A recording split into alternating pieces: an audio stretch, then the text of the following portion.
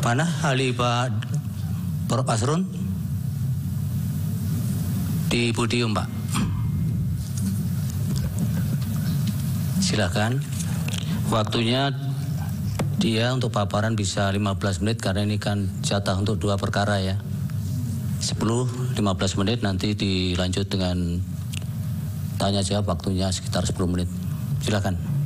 Terima kasih Yang Mulia. Assalamualaikum warahmatullahi wabarakatuh. Bismillahirrahmanirrahim.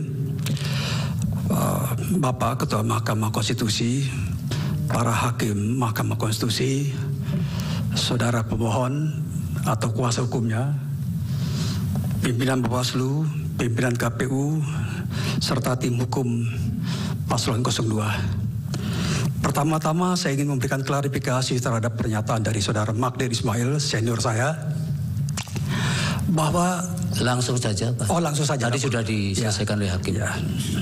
Oke. Yang Mulia, ketaatan terhadap norma hukum haruslah totalitas. Tidak bisa parsial. Bahwa ketaatan terhadap norma hukum itu harus diberikan kepada peraturan perundang-undangan dan putusan pengadilan, termasuk Mahkamah Konstitusi. Berkaitan dengan pelaksanaan pemilu Yang Mulia, KPU telah melaksanakan rasa taat terhadap norma hukum, yaitu putusan Mahkamah Konstitusi nomor 90 tahun 2003 yang kemudian diperkuat oleh putusan Mahkamah Konstitusi nomor 141. Berkaitan dengan itu, penetapan calon wakil presiden Gibran Rakabuming didasarkan pada putusan Mahkamah Konstitusi Yang Mulia. Oleh karena itu, saya kira KPU telah menerapkan taat ajas konstitusi. Oleh karena itu sangat benar bahwa KPU telah taat hukum, dan tidak benar KPU dihukum atas dasar pelanggaran etika karena melaksanakan putusan Mahkamah Konstitusi. Yang Mulia para hakim Mahkamah Konstitusi, bahwa rejim pemilihan umum dibedakan menjadi 2, yaitu pemilihan umum nasional, pemilihan presiden, wakil presiden secara langsung oleh rakyat, PD pasal 6A, pasal 7 Undang-Undang 45, dan pemilihan kepala daerah dan wakil daerah secara demokratis. Oleh karena keberbedaan rejim hukum pemilu dan konsekuensi dari putusan atas gugatan pemilu kada dan pemilu nasional, maka tidak bisa diterapkan ajas maupun mekanisme serta konsekuensi pemilu kada untuk diterapkan dalam pemilihan presiden ini. Dan atas dasar ketaatan terhadap norma hukum, maka sudah benar KPU melaksanakan Undang-Undang Nomor 7 Tahun 17 mulai dari proses pemilu sampai penetapan hasil perolehan suara pasangan calon. Dan dalam berkaitan dengan proses pemilihan umum ini, pemilu telah dimulai dari penetapan pasangan calon, nomor urut, sampai acara debat-debat diselenggarakan KPU dan penetapan perolehan suara secara manual. Dan tidak ada protes atau sikap walkout dari semua pasangan calon ini. Paslon 01, 02, 03 menerima apa adanya. Bahwa kemudian ketika terjadi ada proses yang disebut sebagai pelanggaran pemilu, maka seharusnya ditempuh melalui jalur Bawaslu. Dan Bawaslu telah menyelesaikan, telah mengerjakan, memproses pelanggaran-pelanggaran pemilu. Walaupun ada yang ditolak karena kurang bukti material, itu adalah satu proses yang normal mengikuti hukum acara. Demikian juga Yang Mulia, bila dilakukan pemeriksaan terhadap perselisihan hasil pemilu di Mahkamah Konstitusi, maka harus secara konsisten taat azas mengikuti mekanisme hukum acara di Mahkamah Konstitusi. Yang harus disampaikan adalah mengapa terjadi perselisihan, perbedaan selisih suara yang diperoleh oleh masing-masing pasangan calon, yaitu paslon 01, 02, dan 03. Kalau paslon 01 dan 03 menggugat masalah itu, dia harus membuktikan di mana kesalahannya secara berjenjang. Karena apa? Karena yang digugat, objek gugatan penetapan KPU terhadap perolehan suara itu dilakukan secara berjenjang, maka pembuktiannya, negasinya adalah dilakukan juga secara berjenjang dari mulai tingkat TPS, PPK, kabupaten kota, provinsi, dan kabupaten asal. Dan perlu kita ketahui, dalam penetapan perolehan hasil secara nasional secara berjenjang di KPU, semua pihak ini hadir. Dan ketika melakukan keberatan, dicatat dan direspon oleh KPU. Bahkan ada satu contoh sampel. Ketika ada keberatan dari Jawa Barat, Ketua KPU bertanya, siapa yang melakukan kecurangan? ketua KPS-nya siapa, di TPS mana, tapi tidak bisa dijawab sehingga digugurkanlah pernyataan keberatan itu. Yang mulia, yang kami hormati, bahwa KPU telah melaksanakan putusan MK sebagai self-executing, sebagai putusan yang harus dilaksanakan. Sama seperti ketika saudara Refli Harun mengajukan pengujian undang-undang PUU Pemilu tahun 2009 dan disetujui oleh KPU. Saudara Refli Harun ini tidak perlu susah payah mendatangi ketua KPU mengatakan, tolong dibikin PRPU KPU terlebih dulu, peraturan KPU terlebih dulu, karena nggak bisa laksanakan. Begitu juga yang mulia berkaitan dengan esensi sengketa Pilpres 2004 ini, saudara Bambang sudah mengerti betul bahwa Pilpres 2009 kira-kira sama mekanisme yang ditempuh. Demikian yang mulia. Terima kasih. Baik, yang berkaitan dengan keahlian Bapak. Baik, dari pihak terkait ada yang didalami untuk ahlinya? Ada yang mulia. 2 orang dari pihak terkait akan mengajukan pendalaman pertanyaan, yaitu Profesor Dr. Otto Cornelis Kaligis dan Dr. Nikolai Aprilindo. Baik, silakan Prof. Oce. Ya. Terima kasih yang mulia. Ya, pertanyaan kami kepada ahli. Mic-nya didekatkan. Ya. Mohon penjelasan ahli dengan adanya putusan Mahkamah Konstitusi yang mana mempersamakan rejim pemilu dan rejim pemilu kada. Apakah dapat menjadi dasar untuk mendiskualifikasi pasangan calon atau salah satu pasangan calon? Apakah terdapat relevansi mengenai diskualifikasi pasangan calon pada pemilu kada dan pada pemilu presiden dan wakil presiden? Dilanjutkan yang mulia oleh rekan kami. Silakan.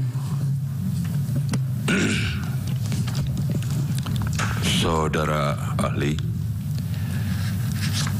pemilu dan pemilu kada mengacu pada 2 peraturan yang berbeda, yaitu Undang-Undang 7 tahun 2017 untuk pemilu dan Perpu nomor 1 tahun 2014 berikut perubahan-perubahannya untuk pemilu kada. Dengan diundangkan Undang-Undang 7 tahun 2017 tentang pemilu, maka norma-norma yang terbentuk pada putusan sebagaimana dikutip tidak berlaku lagi.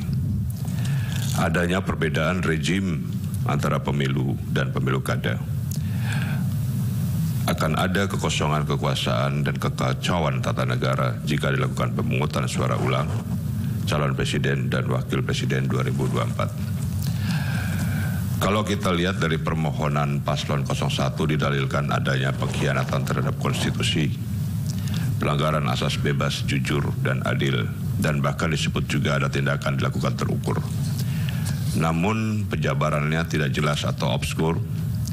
Pada kondisi demikian permohonan lebih banyak narasi bukannya fakta. Pertanyaannya apa Bapak? Ya, ini nanti akan menuju ke pertanyaan yang mulia. Pertanyaannya bagaimana pelanggaran konstitusi yang sejatinya menunjuk pada undang-undang, namun justru dalil-dalil yang dibangun tidak berkesesuaian dengan yang diatur dalam undang-undang. Apakah dengan demikian itu dapat dibenarkan? Mohon dijelaskan oleh ahli. Baik, dari pemohon nomor 1, silakan. Terima kasih yang mulia. Kami bergantian dengan rekan Refli. Namun izin sambil kami menanyakan kepada ahli, izin menayangkan 2 lembar PowerPoint yang mulia untuk bukti menanyakan. berapa? Ya. Bukti bukan. PowerPoint hasil riset yang mulia. Itu untuk menerangkan, untuk bertanya kepada. Enggak, ada itu bukti bukan. PPT bukan yang mulia. Bukan bukti. Bukan. Narasikan saja. Baik, terima kasih. Izin menanyakan langsung yang mulia kepada saudara ahli Pak Asrun. Siap. Ya, Yang mulia, kami boleh menyampaikan satu sebelum ini. Tadi kami mendengar pemohon 1 ini keberatan saudara Harun ini dihadirkan sebagai ahli. Iya sudah kan, keberatannya dicatat. Keberatan. Salah Pak Yusril. 03 keberatan. Iya. Ya, kalau keberatan tolong konsisten, jangan bertanya kepada orang yang ada keberatan. Belum kesempatannya, Bro. Ya. Nanti gilirannya. Tidak apa-apa. Meskipun keberatan mengajukan pertanyaan juga boleh. Sudah tidak perlu ditanggapi, ini untuk pemohon 1. Silakan. Baik, terima kasih Yang Mulia. Kalau di forum pengacara konstitusi saya panggil Pak Ketua, Pak Asrun. Tadi saudara ahli menerangkan tentang adanya perbedaan rezim, ya. Sedikit kami izin menerangkan sebelum bertanya. Jadi peraturan perundang-undangan tentang pemilihan umum serentak itu awalnya lahir di pemilu kada serentak 2014 dengan Perpu. Kemudian diperbaiki terakhir dengan Undang-Undang Nomor 10 Tahun 2016. Disitulah terbangun sistem keadilan pemilu yang semuanya melalui Bawaslu. Pelanggaran administrasi, pelanggaran pidana, pelanggaran TSM, pelanggaran etik, sengketa administrasi di Bawaslu yang kemudian bisa diajukan gugatan di Pengadilan Tata Usaha Negara. Nah, kemudian sistem keadilan pemilu ini diadopsi di tahun 2017 di Undang-Undang Nomor 7. Sama persis, tidak ada perbedaan. Penegakan hukumnya semua melalui Bawaslu. Organ dan prosedurnya tidak ada perbedaan, hanya ada perbedaan subjeknya karena kepesertaan pemilu itu berbeda antara pemilu kada dengan pemilu legislatif dan pemilu presiden. Kemudian dalam perkembangannya di ruangan ini juga, ya, di ruangan ini juga ada beberapa putusan mahkamah terdahulu, ya, yang secara progresif di luar sistem keadilan pemilu yang ada. Ya, saya ambil 2 contoh. Yang pertama, pemilu kada serentak IA5 2020 ada pelanggaran syarat calon di mana calon bupati ketika selesai pemungutan suara itu statusnya berubah dari terdakwa menjadi terpidana. Dipertimbangkan oleh mahkamah dengan didiskualifikasi tanpa melalui Bawaslu. Kemudian juga Saburai Juai bahkan sudah hampir pelantikan, tidak memenuhi syarat calon, kemudian diputus tanpa melalui Bawaslu. Kemudian yang ketiga, Bovendigul juga pun sama. Bahkan kalau Bovendigul ada putusan Bawaslu yang diikutsertakan, tapi karena di persidangan terbukti tidak memenuhi syarat, belum jeda 5 tahun pun dibatalkan. Di dalam perselisihan hasil pemilu kada serentak. Nah, dalam konteks ini kemudian kita menyimak terakhir di 2022 ada putusan mahkamah tentang pengujian undang-undang. Putusan nomor 85 tahun 2022 di mana dalam salah satu pertimbangan hukumnya ditegaskan bahwa tidak ada lagi perbedaan antara rezim pemilihan tidak ada lagi perbedaan rezim pemilihan antara pemilu kada dengan pemilu legislatif dan pemilu presiden. Dalam konteks ini petitum putusan ini, putusan nomor 85. Dipersingkat pertanyaan, coba Pak Heru. Ya, pertanyaannya adalah ketika ada perkembangan putusan-putusan mahkamah, apakah kemudian putusan-putusan seperti ini tidak dapat dijadikan pertimbangan untuk masuk memeriksa dan mengadili persoalan persyaratan calon yang baru diketahui belakangan 9 hari sebelum pemungutan suara? Itu yang pertama. Kemudian yang kedua, dalam hal ini menurut ahli jawabannya tidak, ya kan? Jangan dalam hal yang mulia. Yang kedua, jika tidak, ya jika tidak, ya quod non, nonnya. Lanjut. Nah, manakala ini tidak dapat diadili, sementara ada yang belum selesai ditimbang, kemana keadilan ini akan bisa diraih? 2 hal itu yang mulia. Baik. Pak Refli masih ada tambahan? Ya, terima kasih yang mulia. Saya paham pendapat ahli yang mengatakan bahwa harusnya yang dipersoalkan adalah selisih suara. Itu ya pendapat saudara ahli. Saya akan membacakan putusan Pilpres pertama kali tahun 2004 yang diajukan oleh Wiranto dan Salahuddin Wahid dan pertimbangan yang bersifat kualitatif, halaman 53 dan 54 dari putusan MK. Menimbang bahwa Mahkamah sebagai pengawal konstitusi berkewajiban menjaga agar secara kualitatif pemilu berlangsung sesuai dengan prinsip-prinsip yang telah digariskan oleh pasal 22E ayat 1 dan 5 Undang-Undang Dasar 1945 yang intinya menentukan bahwa pemilu dilaksanakan secara langsung, umum, bebas, rahasia, jujur, dan adil, serta diselenggarakan oleh suatu komisi pemilihan umum yang bersifat nasional, tetap, dan mandiri. Dengan demikian, persoalannya adalah apakah berbagai hal yang bersifat kualitatif yang didalilkan oleh pemohon telah menyebabkan terjadinya pelanggaran terhadap prinsip-prinsip pemilu yang tercantum dalam pasal 22E ayat 1 dan 5. Sudah bisa ditangkap, ya. Dan itu MK mengatakan bahwa mereka adalah pengawal konstitusi. Jadi karena itu kalau ada pelanggaran konstitusi, maka tidak tertutup kemungkinan MK untuk mereview kembali jalannya pemilu yang sudah ada.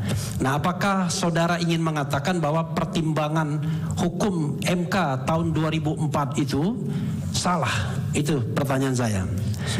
Yang kedua adalah saya paham Anda mengatakan bahwa putusan 90 itu self-executing. Kita hargai putusan itu sebagai sebuah putusan walaupun menurut pendapat Prof. Yusril itu kontroversial. Dan bahkan Prof. Yusril juga mengatakan tidak ada waktu untuk mengubah karena harus ada konsultasi dengan DPR dan lain sebagainya. Kami berpendapat bahwa walaupun putusan MK itu berlaku erga omnes, berlaku sejak dibacakan dalam persidangan, tetapi jangan lupa bahwa untuk mendaftar sebagai calon presiden dan atau wakil presiden ada prosedur yang harus didahului. Dan kita tahu bahwa sebenarnya termohon dalam hal ini sudah berusaha. Dalam sidang kemarin terungkap bahwa yang bersangkutan, mohon maaf ya, seperti mau melakukan penyelundupan dengan meminta Dirjen Perundang-undangan mengundangkan peraturan KPU yang mengubah syarat usia tersebut, tetapi kemudian ditolak karena belum berkonsultasi dengan DPR. Sebenarnya beliau sadar bahwa harus mengubah PKPU terlebih dahulu. Nah, menurut Anda, apakah putusan itu bisa nyelonong begitu saja tanpa mengubah PKPU? Dan PKPU-nya baru diubah tanggal 3 November setelah pendaftaran tertutup. Tutup. Makasih.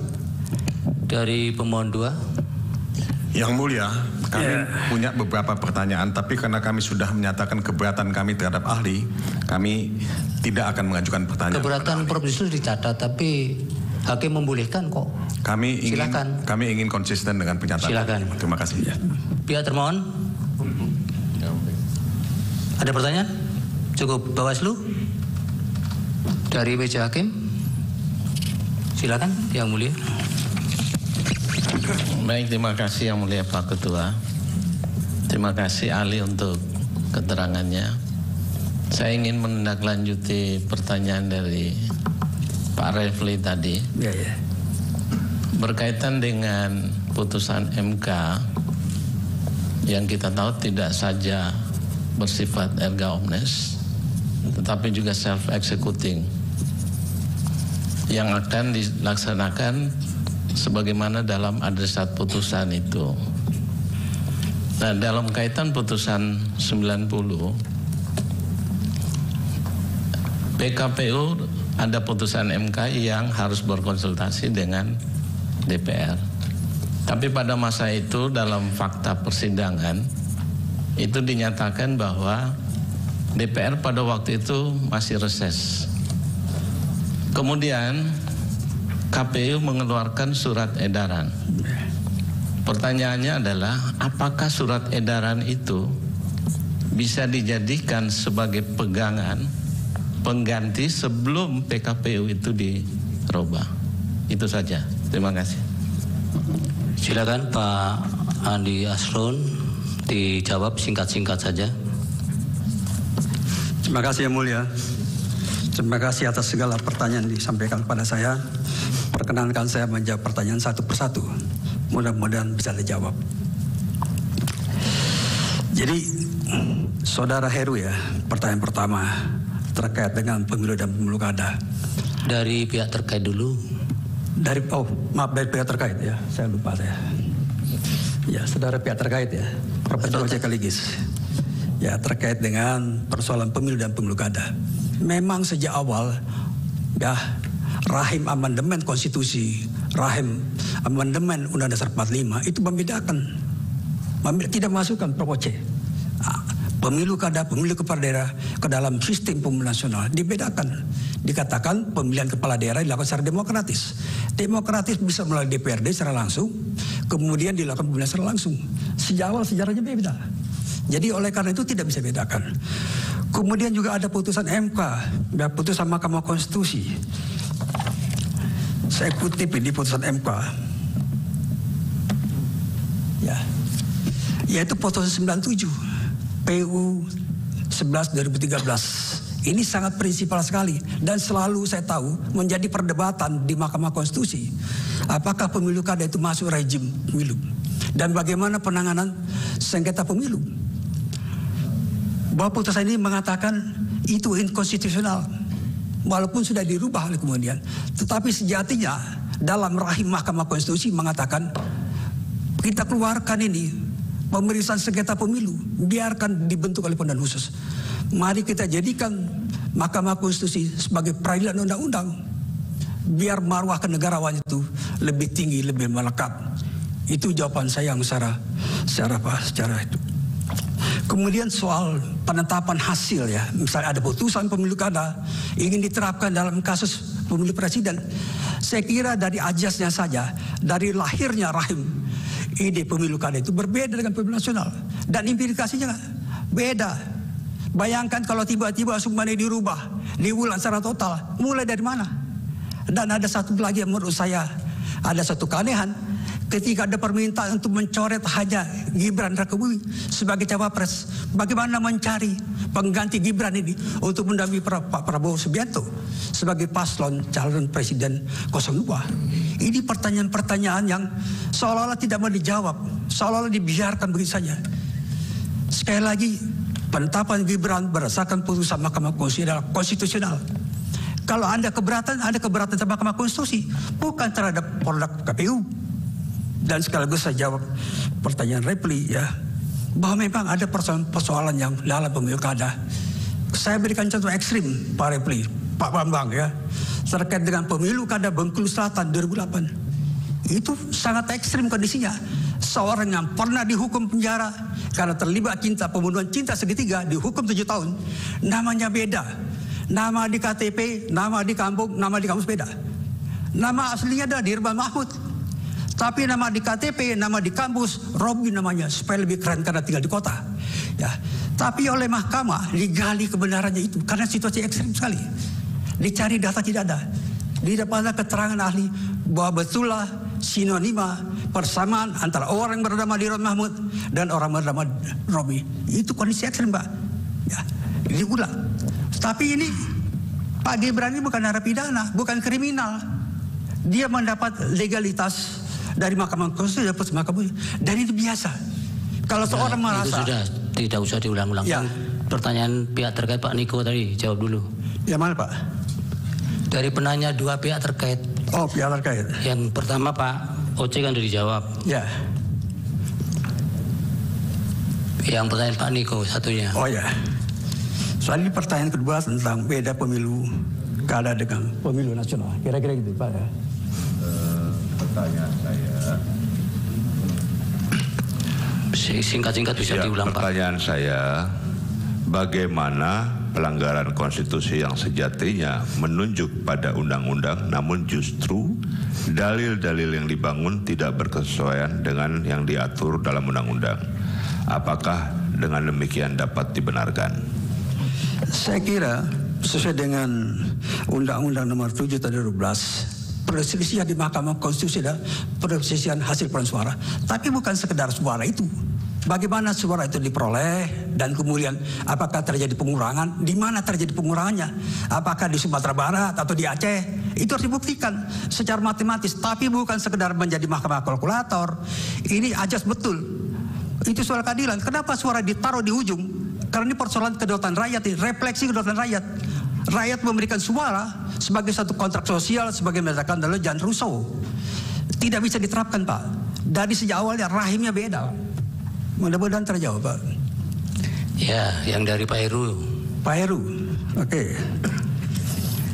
Pak Heru tadi bertanya soal apakah putusan yang dalam pemilu kada, sengketa pemilu kada bisa diterapkan dalam pilpres, kira-kira gitu ya.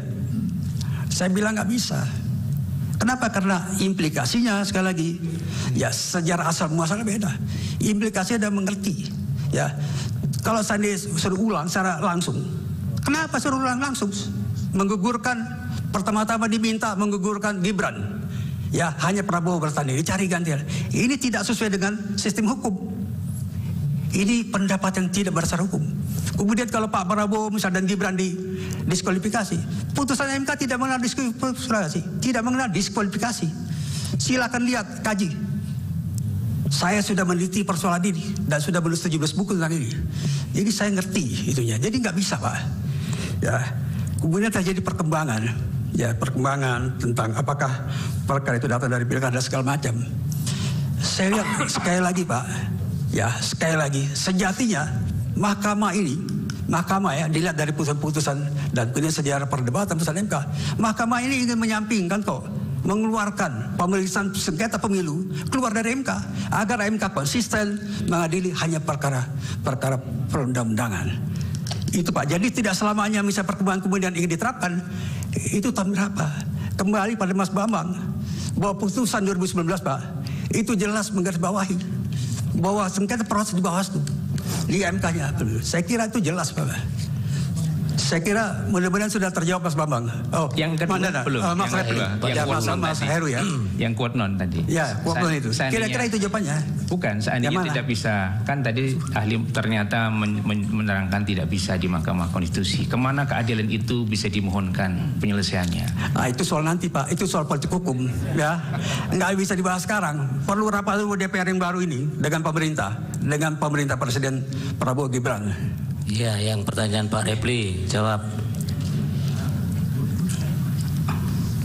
Nah ini tadi dikutip putusan sengketa Pilpres 2004 ya. Kita pakai yang terakhir Pak, 2019. Kembali itu yang paling anyar, paling baru. Silakan Bapak baca secara teliti ya, putusan 2019. Itu jawaban saya Pak. Bisa dikutipkan nggak 2019 bagian mana yang menjawab atau mendukung pendapat saudara ahli? Gimana? Putusan 2019 itu bisa dikutipkan nggak? Bagian mana yang mendukung pendapat saudara ahli bahwa itu hanya hitung-hitungan aja? Izin yang mulia, sebaiknya pertanyaan-pertanyaan itu tidak dialogis. Melalui hakim ya, Pak Repli. Melalui hakim ya. Ya, itu baca amalin saja Pak, gampang itu ya. Ada baca amalin setelah pulang dari sidang. Ya. Pak Asron ada penegasan bahwa di putusan 2019 di bagian mana yang itu menegaskan bahwa Mahkamah Konstitusi hanya mempertimbangkan pada bagian-bagian penghitungan suara saja, tidak berkaitan dengan TSM lah. Contoh realnya itu. Ada tidak pada bagian itu? Ada ya. Ini saya kutip. Bahwa putusan MK ya hasil pemilu 2019 nomor 01 PHPU Pres 17 Februari 2019 menyatakan antara lain ya, putusan tersebut menegaskan Mahkamah Konstitusi hanya memeriksa perselisihan suara di pemilu presiden dan pelanggaran pemilu dan sengketa proses pemilu ditangani oleh Bawaslu. Ya, kalau Anda lihat tracking sendiri bisa dapat ya, itu di bagian dalam putusan. Makasih. Ya, catatannya itu belum menjawab yang mulia ya, sebagai catatan. Ya. Untuk langkah jawaban Anda periksa sendiri. Itu kita tidak bisa paksa juga, ahli harus menjawab apa yang Anda tanyakan. Nanti kami yang menilai. Sudah cukup ya, yang pertanyaan kedua Pak Repli juga sudah ya? Saya kira sudah, Yang Mulia. Sudah komplit. Sudah komplit ya? Iya Pak. Dari hakim? Oh ya, dari hakim. Jadi kalau saya lihat, karena sifat putusan MK itu adalah self-executing, dia kesampingkan peraturan KPU yang pada saat itu. Dia terapkan putusan MK, putusan MK nomor 90. Tidak ada yang salah. Masa salah putusan MK nomor 90 kemudian diperkuat oleh putusan MK nomor 141. Jadi tidak salah tindakan KPU menerapkan langsung putusan Mahkamah Konstitusi nomor 90. Tidak salah. Saya yakin itu tidak salah. Bukan itu pertanyaan Pak Hakim tadi. Surat edaran itu kemudian menjadi acuan. Ya. Itu apakah bisa dibenarkan atau kemudian ada sesuatu yang salah? Benar. KPU melaksanakan itu berdasarkan putusan MK. Dikesampingkan PKPU. Itu jawaban saya, Yang Mulia. Baik, Pak, satu lagi pertanyaan dari Yang Mulia Pak Prof. Arif. Ya. Pak Asrun. Ya, Prof. Asrun. Saya nggak bertanya, tapi ini kan didengar publik di seluruh Indonesia. Memberikan pelajaran pada ahli hukum di Indonesia yang muda-muda. Supaya kita kalau bicara clear ya.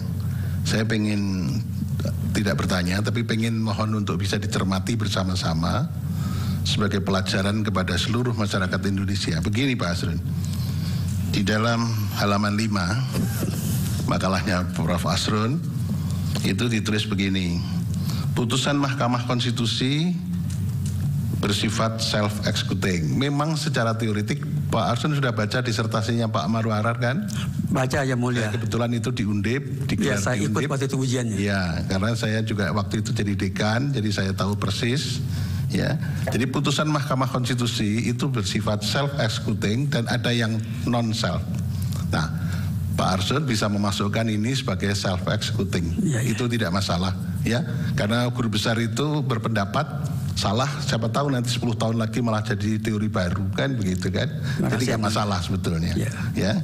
Tapi terus begini, Pak Arsul menyamakan apa yang dilakukan oleh KPU dengan putusan 90 itu betul sudah dilaksanakan. Tapi kemudian kalau Pak Arsun menyatakan putusan Mahkamah nomor 102/PUU 6 Romawi tahun 2009 itu sama dengan apa yang dilakukan oleh KPU, itu mohon untuk dicek kembali. Saya belum bisa menyalahkan, tapi dicek kembali. Karena kalau pada waktu itu kebetulan kemarin saya diingatkan oleh ahli dari 03 Putu Arte mengatakan bahwa putusan mahkamah yang nomor 102/PUU 6 Romawi tahun 2009 itu diputuskan pada sore hari, malam hari KPU merubah PKPU-nya. Karena pada waktu itu belum ada putusan Mahkamah Konstitusi yang mengatakan KPU merubah atau membuat PKPU harus konsultasi DPR. Tapi kemudian ada pengujian undang-undang di Mahkamah Konstitusi mengatakan PKPU harus disusun dengan konsultasi DPR. Jadi ini tidak bisa dipersamakan. Tapi kalau berpendapat bahwa putusan Mahkamah nomor 90 itu self-executing dan bisa langsung ditindaklanjuti oleh KPU, itu tidak ada masalah pendapat itu gitu ya. Tapi yang tidak bisa disamakan dengan 102, karena 102 begitu diputus mahkamah langsung malamnya Pak Putu Arte yang membuat PKPU baru bahwa mencoblos tidak perlu di DPT, tapi mencoblos bisa langsung dengan menggunakan identitasnya. Jadi saya tidak bertanya, tapi kita supaya semuanya clear, karena kita berhukum harus presisi, harus cermat. Terima kasih Pak Arsul. Terima kasih Pak. Kita sama-sama guru besar tidak boleh saling mendahului kayak bis kota. Terima kasih banyak Pak. Terima kasih. Terima kasih banyak. Baik, Pak Aslun cukup? Cukup Yang Mulia. Baik. Terima kasih banyak. Kalau ada salah-salah ucap mohon dimaafkan. Selamat Lebaran, mohon maaf lahir batin.